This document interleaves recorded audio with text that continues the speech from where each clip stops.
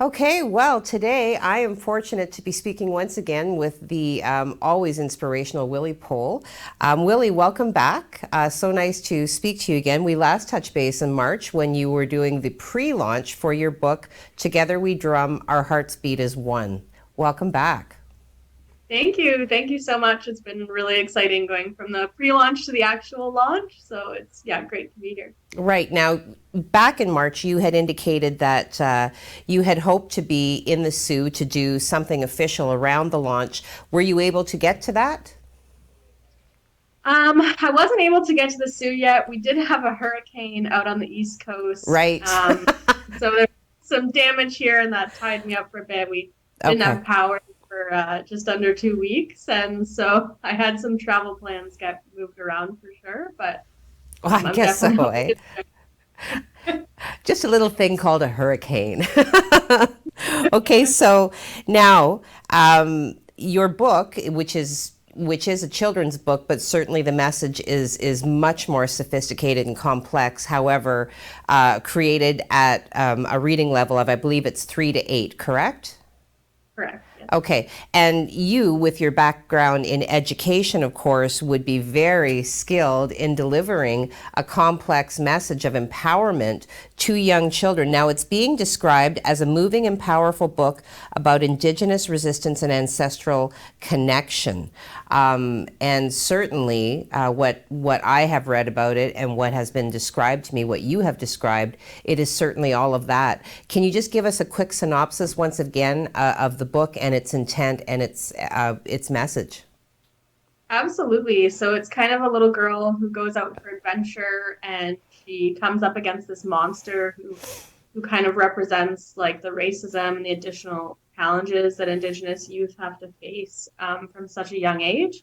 Right. And then she kind of goes through and her matriarch ancestors join her, and through the power of connecting with them and the power of the path that they've already paved, she is able to overcome the monster and continue to be a change maker. And it kind of, to me, like resembles the additional faces the additional challenges that Indigenous youth face throughout their entire life, especially women, girls, and gender diverse people. Okay. Wow. And yeah. So change maker, that seems a very powerful word. What does change maker mean for you? I think right now I kind of work with a lot of Indigenous youth and I draw a lot of my inspiration from them. And I mean, as much as I want to say that I'm also inspiring and doing good things, I don't think it could ever compare to the amount of inspiration I get from Indigenous youth. I'm seeing, so many of them standing up for their land rights and fighting for food sovereignty. And, the front lines of environmental protection is largely Indigenous people and Right. largely young Indigenous people. And so I think it's been a really beautiful thing to see Indigenous kids taking up their space and really showing and reclaiming their power. Wow. Okay, excellent. Now, I wanna touch just a little bit more on the book because the information that I've received indicates that a portion of the proceeds of the sales of the book, you are directing that in support of Indigenous youth and in their initiatives, and particularly around the missing and murdered Indigenous women, girls, and Two-Spirit. What I guess I want to understand. Obviously, you're inspired by the youth that you work with. Now, in donating a portion of the proceeds, how do you determine where those proceeds get allocated, and what results have you seen to date? Yeah, I think that for me, like when I wrote a book for Indigenous youth and for a community that like largely the Indigenous community across the nation has supported me. I've lived in multiple First Nations and Indigenous communities, and it's always been, they've always welcomed me just like it's my own home. And so I think that when I put the book out, a huge part of it was one, to raise awareness on some of the issues that are happening around Yes. the violence towards Indigenous women, girls, and Two-Spirit people, but also to kind of do something as concrete as I can to give back to community. And so far, I've kind of donated to a few different projects where they send out like wellness kits to relatives of missing and murdered Indigenous people. And so that's been kind of where some of the funds have went thus far. Now it's kind of like a continuous project. And the one thing that I was finding is that I wasn't seeing a lot of things that were targeting the children of missing and murdered Indigenous women.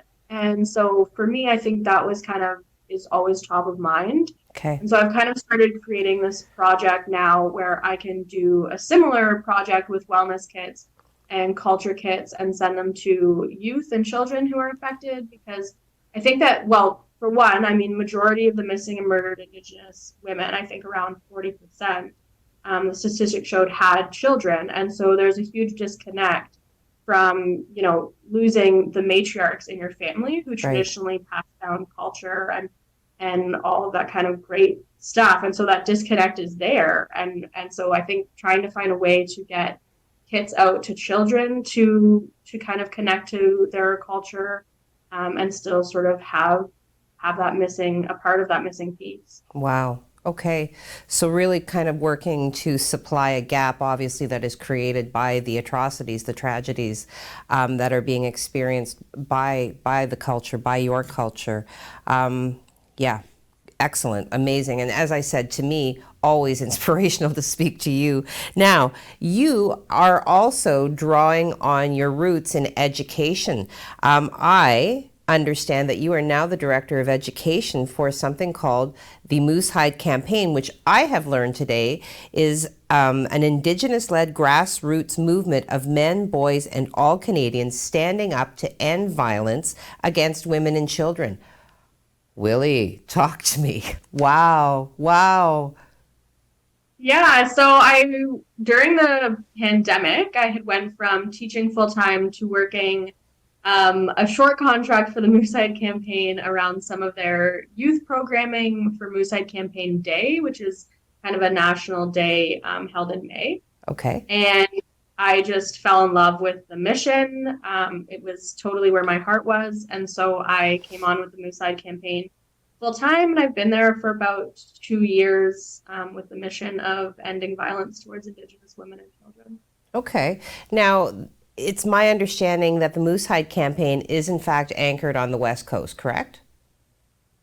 Yeah, so it began on the West Coast. It began with kind of Paul and Raven Lessert, who lived, their traditional territories near the Highway of Tears. Yes. And so it was largely grown out of the violence that we see in British Columbia. But thanks to COVID, actually, we moved to have a much larger audience. And Yes. so last year we had, you know, every province and territory involved in Moose Hide Campaign Day.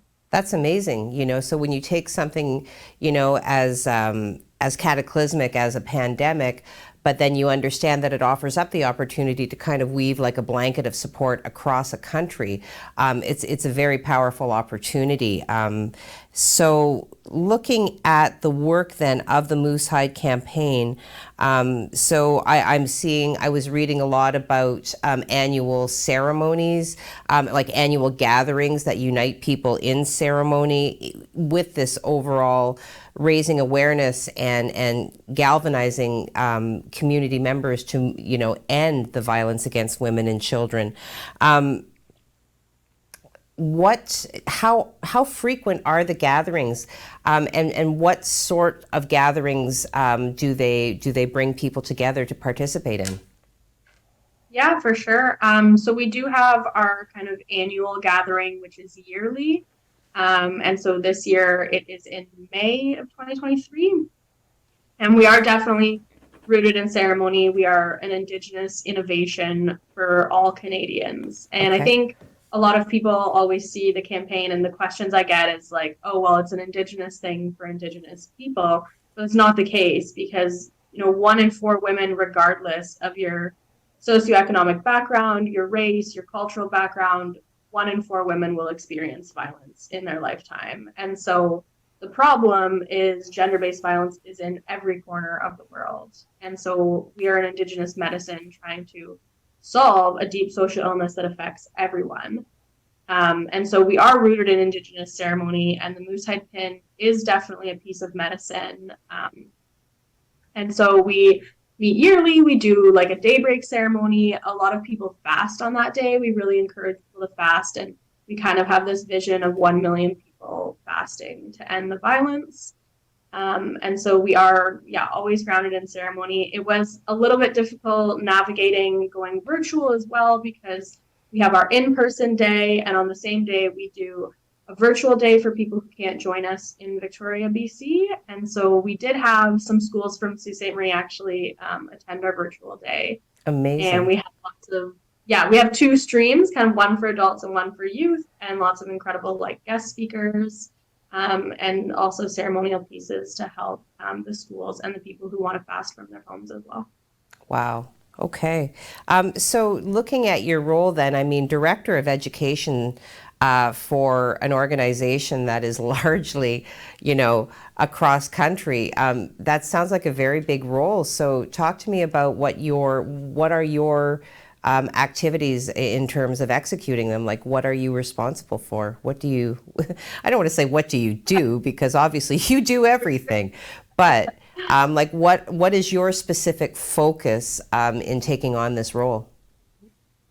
So my specific focus is generally on helping teachers and educators navigate bringing this topic into classrooms. So when I say that we are a campaign to end violence against Indigenous women and children, primary teachers are almost automatically like, well, where do we fit? Because we can't talk about, missing and murdered women with the 6-year-olds. And so a lot of what I do is actually building out resources and speaking to educators so that they're comfortable in bringing these topics in a gentle way, or kind of bringing the topic down to more of a planting the seeds for future. So talking about spreading love and showing kindness and all these really, really important aspects into education that might be overlooked and might not necessarily have an Indigenous lens within it. And so Right. bringing that to educators is the most important thing.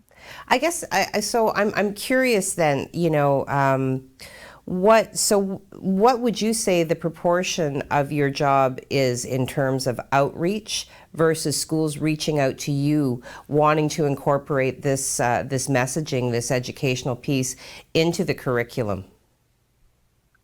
Yeah, it's probably about 50-50. I do a lot more outreach around the day. We kind of invite almost every school that we can find across the nation. And we had about 500,000 youth attend our virtual day last year. So a lot of it is kind of outreach to get people involved, and spread the message. But I do get so many messages from people who, we just got one the other day from a high school football coach who wants to bring the campaign to his football team, which I love because, we see a lot of toxic masculinity within men's sports. And Yes. so bringing something like this into that space is so, so important. And I thought it was just it was amazing that he saw the campaign and wanted to take action to do that. And so we get a lot of really like heartfelt messages like that of people who are trying their best and recognizing that reconciliation is a verb and that it's something we need to do every day, and they're kind of taking those extra steps to seek it out. Wow. Well, very, very, very powerful work that you're doing, and once again, I follow you with interest because I do find that exciting, intelligent women such as yourself who have that gift of delivering critically important messaging in very non-threatening terms. The role that you play cannot be emphasized enough, and I know you're very humble, but I'm so pleased to have the opportunity to speak with you. Before we do end off, two things. I would like to follow up with you after the event in May to talk about, how it changed, if it changed, if it grew over last year. As well, it's my understanding you do, barring any other hurricanes, have some upcoming appearances in Ontario. So let's hit on those. Where in the world is Willie? Yeah, so I will be at the Festival of Literary Diversity in Brampton, Ontario, and that'll be on November 12th. And so I'm really excited about that. It's a kids literary festival. It'll be super, super awesome. And then stay tuned. I have some more events coming up in Ontario in January. And again, I am trying to make it home at some point in the near future. Yeah, and I also just want to mention like anyone can order moose hide pins. I'd love to send some to anyone in Sault Ste. Marie who wants to support the campaign. They're always entirely free. They're an Indigenous medicine, and we can mail out as many as you'd like. Oh, fantastic. Okay. Well, should you come to Ontario, I hope that I would be able to finally meet you face to face, and I will follow up with you on with regards to the moose hide pins after this. So, Willie, thank you once again so much for making time to speak with me about the important work that you're doing, and I look forward to hearing more. Amazing. Thank you so much for having me. Enjoy your day. Have a great day.